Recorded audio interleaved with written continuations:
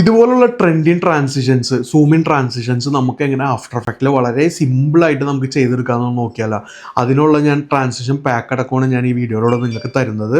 So ഈ video full കാണാൻ നിങ്ങൾക്ക് നല്ല അടിപൊളിയായിട്ട് ഇത് മനസ്സിലാവും. സോ നമുക്ക് നേരെ വീഡിയോയിലേക്ക് പോകാം.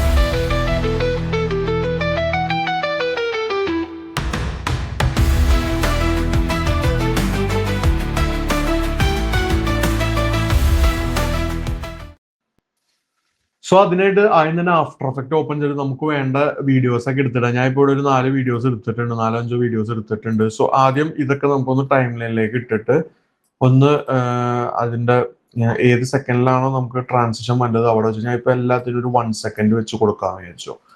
1 സെക്കൻഡോ അല്ലെങ്കിൽ 0.5 എങ്ങനെ വേണമെങ്കിൽ നമുക്ക് കൊടുക്കാം. ഞാനിപ്പോ നിങ്ങൾക്ക് ജസ്റ്റ് കാണിച്ചു തരാൻ വേണ്ടിയിട്ട് ഒരു 1.5 വെച്ചിട്ട് ഞാൻ എല്ലാ ക്ലിപ്പും വെച്ച് ഒന്ന് അറേഞ്ച് ചെയ്ത് കൊടുക്കുകയാണ്.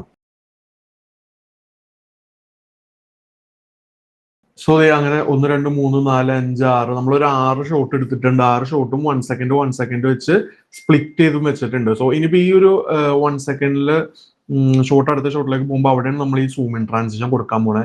സോ അതിനായിട്ട് ഞാൻ തന്നെ ഫയൽ ഓപ്പൺ ചെയ്യുക. ഫയൽ ഓപ്പൺ ചെയ്തിട്ട് അതിന്റെ പ്രൊജക്ട് ഫയൽ നിങ്ങൾക്ക് കാണാൻ പറ്റും. സോ അത് ആദ്യം ഓപ്പൺ ചെയ്യുക. ട്രാൻസിഷൻ എടുത്ത് കഴിയുമ്പോൾ ഇതിൽ നമുക്ക് പ്രൊജക്ട് ഫയൽ കാണാൻ പറ്റും, സൂം എന്ന് പറഞ്ഞിട്ടുള്ളത്. അത് ഓപ്പൺ ചെയ്യുക. അത് ഓപ്പൺ ചെയ്തിട്ട് ലെഫ്റ്റ് സൈഡിൽ നോക്കി കഴിയുമ്പോൾ നമുക്ക് നമ്മുടെ ട്രാൻസിഷന്റെ ഫോൾഡർ ഇവിടെ കാണാൻ പറ്റും. സൂം എന്ന് പറഞ്ഞിട്ട് സൂം .ap എന്ന് പറഞ്ഞിട്ടുള്ള ഫോൾഡർ നമുക്ക് ഇവിടെ കാണാൻ പറ്റും. സോ ആ ഫോൾഡർ ഓപ്പൺ ചെയ്യണം. ആ ഫോൾഡർ ഓപ്പൺ ചെയ്ത് കഴിയുമ്പോൾ അതിൽ നമുക്ക് ഇവിടെ കുറെ fast in, fast out, hit, normal in, അങ്ങനെ പല ടൈപ്പ് ട്രാൻസിഷൻസ് നമുക്ക് കാണാൻ പറ്റും. സോ ഞാൻ ഈ പറഞ്ഞ പോലെ കുറച്ച് സ്മൂത്ത് ട്രാൻസിഷനും അതുപോലെ തന്നെ പെർഫെക്റ്റ് ആയിട്ട് വരാനായിട്ട് നോർമലായിട്ട് ഞാൻ യൂസ് ചെയ്യുന്നത് നോർമലിനാണ്. സോ നിങ്ങൾക്ക് ഇനിയിപ്പോൾ വേണമെങ്കിൽ വേറെ ഏതെങ്കിലും എടുക്കാം. അപ്പൊ നോർമലിന് ഓപ്പൺ ചെയ്തിട്ട് അതിൽ നിന്ന് ഇപ്പൊ ലെഫ്റ്റ് ഡൗണിലേക്ക് പോണ ഒരു സൂമിന്റെ ട്രാൻസിഷൻ ഞാൻ ജസ്റ്റ് എടുത്തിട്ട് ഫസ്റ്റ് ഷോട്ടിന്റെ സെന്ററിൽ കൊണ്ടുവന്ന് വെക്കുകയാണ്.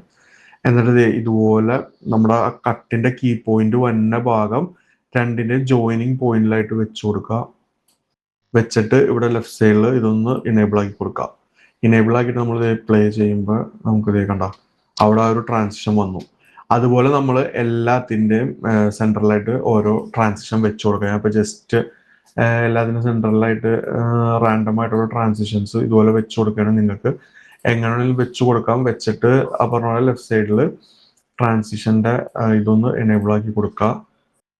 ഞാൻ ഇതുപോലെ ഓരോന്നായിട്ട് ചുമ്മാ ജസ്റ്റ് നിങ്ങളൊന്ന് കാണിക്കാൻ വേണ്ടി ഇതുപോലെ ഓരോന്ന് വെച്ച് കൊടുക്കുകയാണ്. വെക്കുക, എനേബിൾ ആക്കുക, ഇതുപോലെ ചെയ്യാം.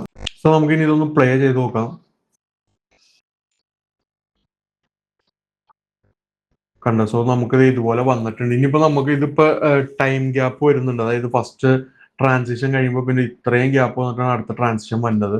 സോ അതൊക്കെ നമുക്ക് അഡ്ജസ്റ്റ് ചെയ്ത് വീഡിയോ ഒന്നുകൂടി കട്ടൊക്കെ ചെയ്ത് അങ്ങനെ ഫാസ്റ്റ് ട്രാൻസിഷൻ ഇതുപോലെ ഫാസ്റ്റ് ആക്കി നമുക്ക് ചെയ്യാൻ പറ്റും.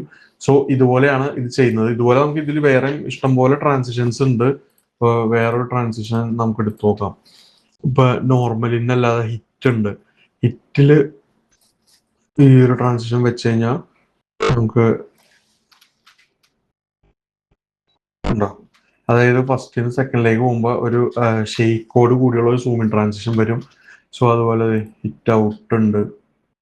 ഹിറ്റ് ഔട്ട് വെച്ച് കഴിഞ്ഞാൽ സൂം ഔട്ട് ചെയ്യുമ്പോൾ ഇതുപോലെ ഒരു ഷേക്ക് ട്രാൻസിഷൻ വരും. ഇതുപോലെ നമുക്ക് പല ടൈപ്പ് ട്രാൻസിഷൻസ് നിങ്ങൾക്ക് ഈ ലെഫ്റ്റിലെ ട്രാൻസിഷൻ ഫോൾഡറിൽ പോയി കഴിഞ്ഞാൽ കിട്ടും.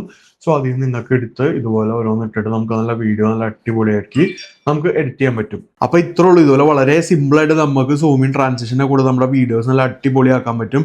സോ ഇതുപോലുള്ള വീഡിയോകൾക്കായിട്ട് എൻ്റെ ഈ ചാനൽ ഒന്ന് സബ്സ്ക്രൈബ് ചെയ്ത് വെക്കുക. അതുപോലെ തന്നെ നിങ്ങളുടെ എഡിറ്റിംഗ് ഫ്രണ്ട്സിനൊക്കെ ഒന്ന് ഷെയർ ചെയ്യുക. അപ്പോൾ ഓക്കെ, ബൈ.